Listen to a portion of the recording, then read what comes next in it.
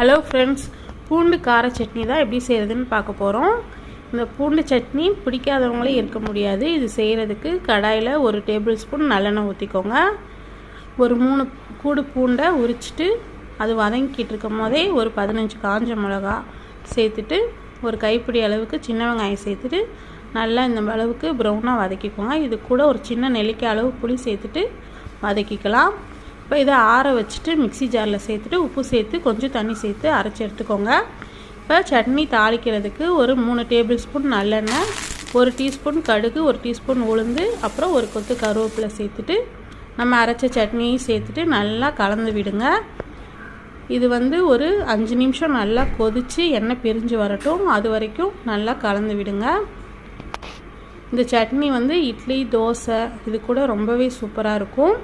நம்ம பிடிச்சிருந்தா லைக் பண்ணுங்கள், ஷேர் பண்ணுங்கள், சப்ஸ்கிரைப் பண்ணுங்கள்.